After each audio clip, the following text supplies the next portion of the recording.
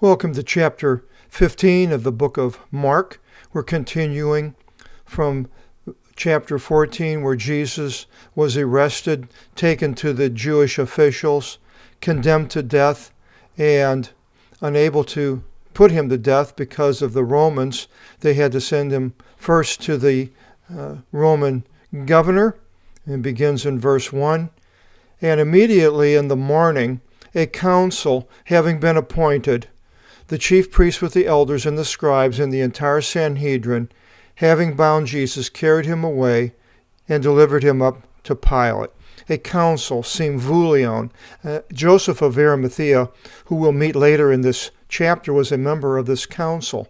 And he did not assent to the death of Jesus. He was we'll go into the different things about Joseph in verse 42, but the chief priests and the elders, the presbyteron, Presbyterian is the derivative, the elders and the scribes, the grammateon, grammar is the derivative, and the entire Sanhedrion, the entire Sanhedrin. The Sanhedrin would be like the Congress, House of Representatives in the United States. They were basically originated in Exodus 24:9, where the 70 elders were told to go up with Moses and Aaron to the mountain, and that was the House of the Representatives. So everybody, all the Jews, were having Jesus bound, carried away, and delivered him up to Pilate. Pontius Pilate. Go to Wikipedia and we'll see this article on Pilate. It goes all through the Gospels and then the historicity of Pilate. Very interesting. A lot of things on him, his titles, duties, and Pilate, Jewish literature, all kinds of things on Pilate you can read on Wikipedia.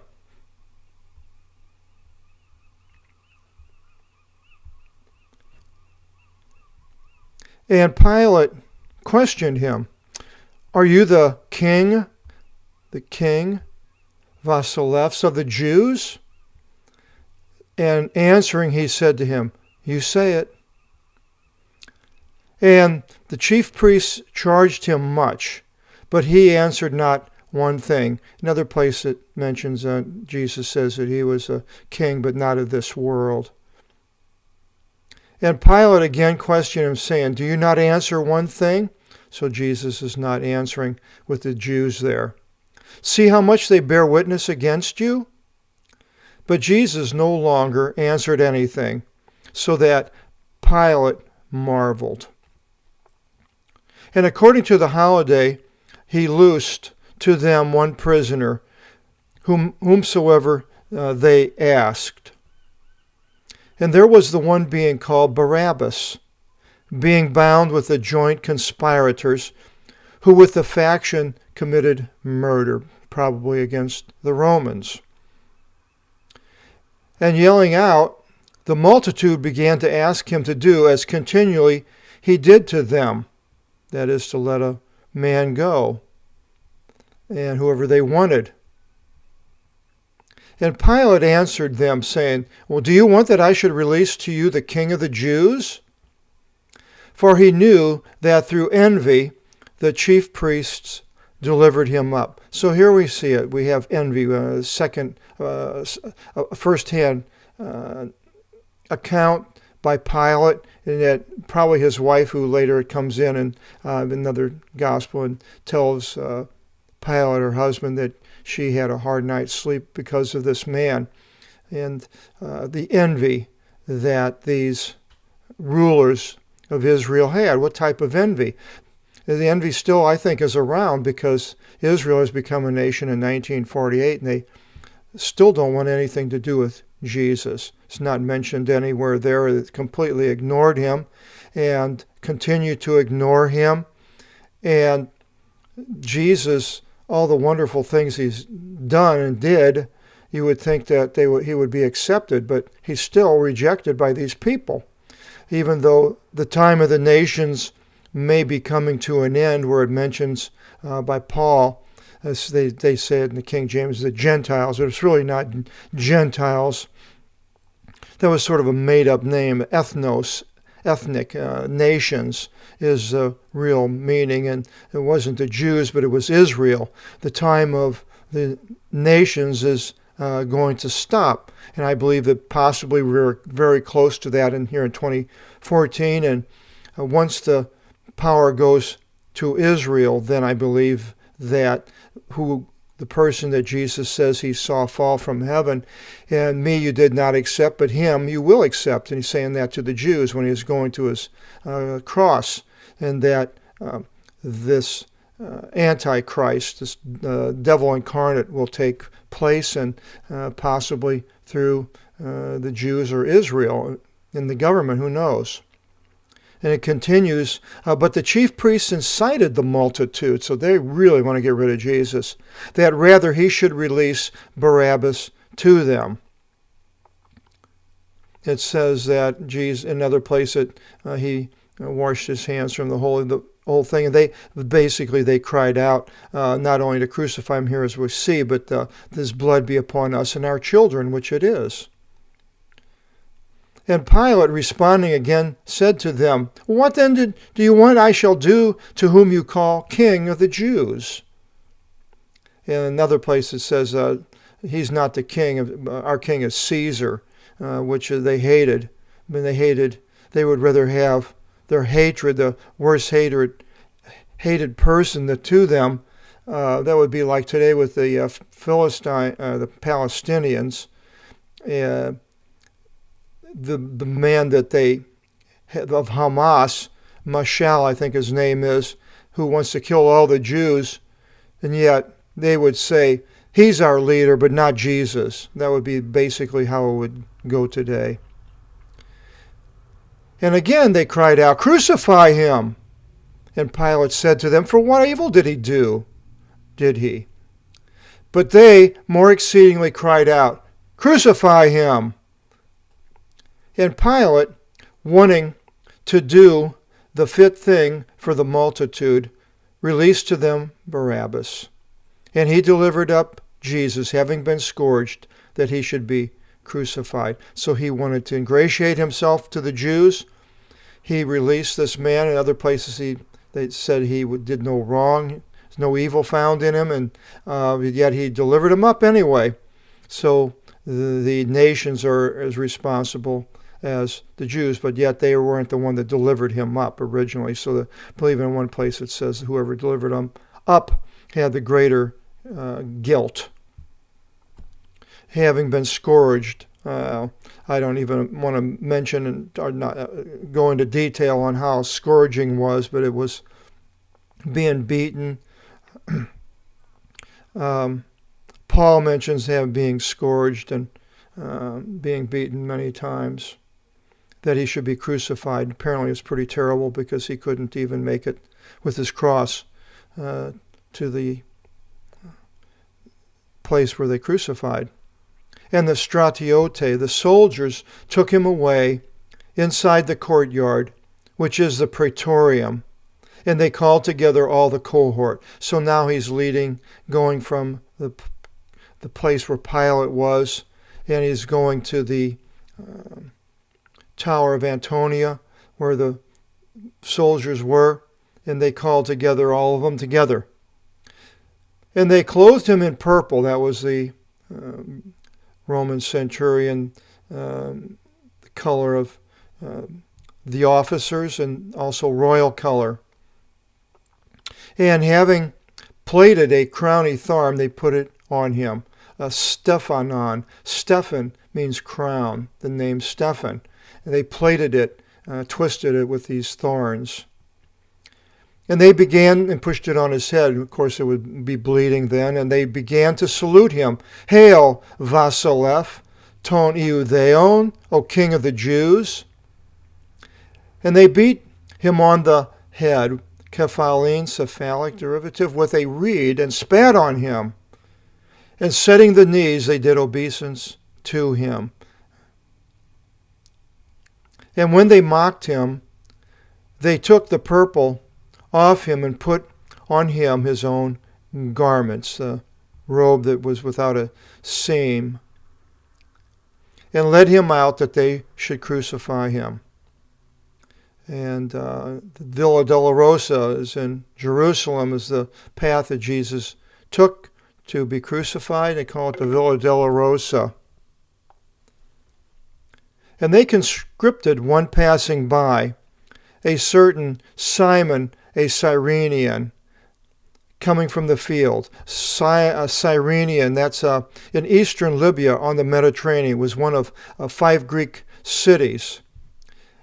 The father of Alexander and Rufus said he should carry his cross. Alexander is mentioned in Acts 19, could be the same one, who was in Ephesus with Paul, and then Rufus in Romans 16:13 is mentioned, who may be the same Rufus. You can read those on your own. And they brought him unto Golgotha, a place which is being translated, place of the cranium. Topos is topography, and cranium is our skull, and that's where we get it from, the cranium, the skull, the place of the skull. So some type of a probably smooth place. I don't know, it had an outlook of a skull. And they gave to him myrrh mixed with wine to drink, and he did not take. And having crucified him, that is, pounded the nails through his hands and feet onto this wooden tree type object, they divided his garments, casting a lot over who should take what. Another place it goes into the detail where they couldn't tear it apart, so they cast a lot over it. A cleron, we have the word cleric. Cleric is originally somebody that was chosen by lots, even as today when the Pope is elected, they're little round balls, lots. Who should take what? And it was the 3rd hour, triti, tri, derivative, and they crucified him. And there was the inscription, the epigraphy. We have an epigraphy is an inscription. It's an English word. I could have put epigraphy there. Of his accusation being inscribed. The King of the Jews. It mentions in other places this was in Hebrew, Latin, and Greek. And with him they crucified 2 robbers. One at his right, dexion, the dexterous, has to do with the right hand, and one at his left. So now he's 2 robbers. And other places it goes into the details on what they spoke and everything. And Mark is a shorter book and goes through it fairly fast. Plus, Mark was not an eyewitness. He received this information, as far as we know, from possibly Peter, because it was mentions being a friend, and also being in Jerusalem, John Mark, having the room in the upper room where all the disciples met. And the scripture was fulfilled, the graphe, saying, and he was imputed with lawless ones. This is mentioned down before in Isaiah. When you get to the bottom, you'll see there it is there, Isaiah 53:12. You see it? There it is. And the ones coming near, blasphemun, blaspheme, the transliteration, him, shaking their heads and saying, the one breaking up the temple and in 3 days rebuilding it. Deliver yourself and come down from the cross. Stavru. Some people think it was a stake straight up, or if it had a cross beam on it. I'm not going to get into all these different possibilities, but the only other place it's mentioned outside of here is in the book of Esther. And Mordecai was put on a stavru when, not Mordecai, Haman, when he tried to have Mordecai killed and built a stavru in his, more or less, on his estate, and he ended up being put on it himself. And in like manner the chief priests, mocking among one another with the scribes, saying, others he delivered, himself he's not able to deliver. The Christos, the Christ, the Vasilevs of Israel, the King of Israel, let him come down now from the cross, that we should know and should believe. And the ones being crucified along with him berated him. Here it says the plurals, being crucified. So both of them, the other place it talks where the one says, to the other, we shouldn't be saying bad things because against him we're more guilty than he is. And maybe this man originally started and then changed his mind after he saw things happening. Saw Jesus and somehow came to the truth. And having become the 6th oros, hour, skotos took place upon whole the entire Gain land until the 9th hour.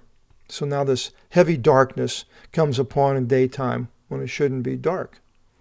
And in the 9th hour, Jesus yelled out a great megalophony, phone and mega, saying, Eloi, Eloi, lema sabachthani, which is in Aramaic.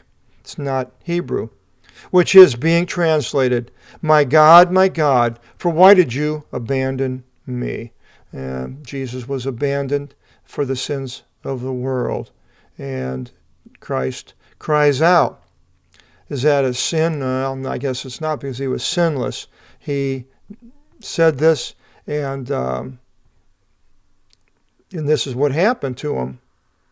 And why is the question. And some of the ones standing by, acoustics, having heard, said, Behold, Elian phony calls Elijah. Sounded like Eli, it sounded like Elijah. The Aramaic was the dialect of the time in Israel. It wasn't Hebrew. Hebrew was the written language of the Bible and the Old Testament, and the rabbis read of it, but they had methergymen who translated the Hebrew into the tongue of Aramaic. And one having run then filled the spongon, the sponge, that's a transliteration, with oxos, vinegar. And having put it on also a reed, gave him to drink vinegar, and saying, Allow it, we should see if Elijah comes to lower him. And Jesus, letting go with a great voice, megalophone, exepenevse, expired, breathing, pneumatics from, out of, expired. And the veil of the temple split in two, from above and to below. This temple, I'm going to read a little excerpt from Alfred Edersheim's The Life and Times of Jesus the Messiah, probably the #1 book on Jesus other than the Bible.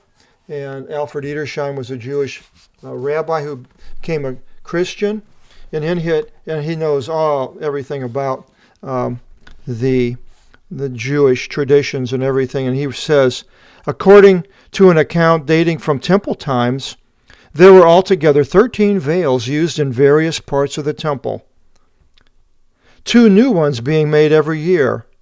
The veils before the most holy place were 60 feet long and 30 feet wide, of the thickness of the palm of the hand, and made in 72 squares, which were joined together.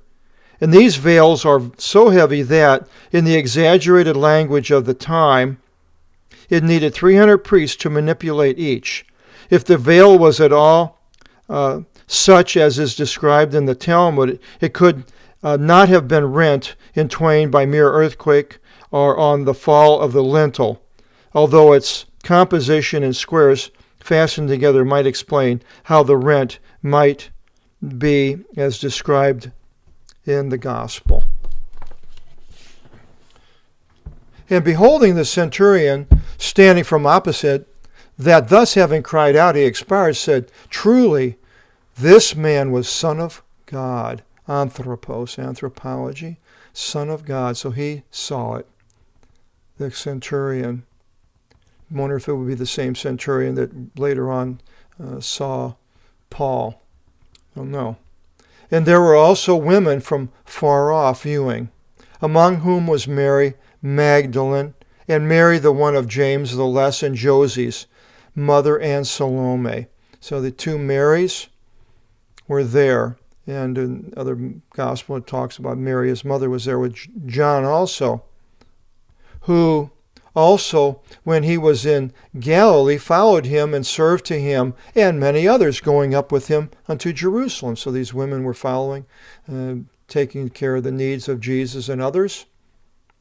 And already evening having become, since it was the preparation which is before the Sabbath, there came Joseph, the one from Arimathea. Arimathea was someplace in Judea, mentions. We don't really know today where it was for sure. He was a decent counselor, belonged to that council, who also himself was waiting for the kingdom of God, having dared enter to Pilate and ask the body of Jesus. And Pilate marveled that already he died, and having called the centuriona, the centurion, there's a direct transliteration, he questioned him if he died earlier. And having known from the centurion, he presented the body to Joseph. And having bought fine linen, it mentions in another place that he was a rich person and hewn this, what it says here, and we'll go into that. Having bought fine linen, having lowered him, he wrapped him in the fine linen, taking him down off of the cross, and they laid him down in a tomb which was quarried from out of rock, and Petros is a rock, and rolled a stone, a lithon, upon the door of the tomb. It says in another gospel that he did this with Nicodemus, who came by night, the Jew rabbi came by night and asked Jesus, and he mentioned about being born from above. So they both came and wrapped the body, put it in the tomb. And Mary Magdalene and Mary of Joses viewed where he was placed. So these two women saw where he was placed. If the story ended here, then I'd just be wasting my time talking about the whole Bible and all this. That would be the end. But it's not. Chapter 16 is the beginning, actually. And so I hope you'll join us in chapter 16, and God bless.